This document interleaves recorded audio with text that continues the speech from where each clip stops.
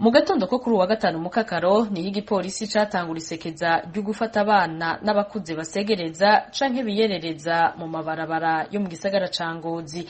Amakuru dukura mu banyagihugu baho akemeza ko abana bo mw'ibarabara bagera kuri 33 bafashwe, igipolisi giheza kija kubafungira mu gasho k'igipolisi c'Inyamiramabi kari muri quartier Muremera aho nyene mu gisagara ca Ngozi.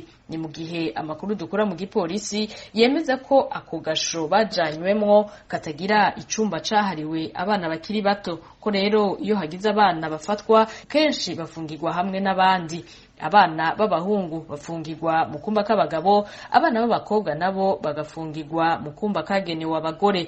Ayo makuru nyene akemeza ariko ko iyo ivyo vyumba bifungiwemo abantu benshi, abo bana baca bajanwa gufungirwa hanze ku kibuga gito kiri muri ako gasho, akaba ariho banarara. Kubw'ayo makuru kandi ico gikorwa c'igipolisi kigiye kubandanya mu ntumbero yo gukura burundu abana hamwe n'abakuze basegereza canke biyerereza mu mabarabara, nkuko vyategetswe n'umushikiranganji ajejwe gufatana mu nda hamwe n'agateka kazina muntu mu itangazo yasohoye kuwa 21 Ruheshi uyu mwaka. Yatanze ikiringo c'indwi zibiri gusa kugira iyo ngeso yo gusegereza ituzwe mu gihugu. Ikiringo caheze kuwa 4 uku kwezi kwa Mukakaro.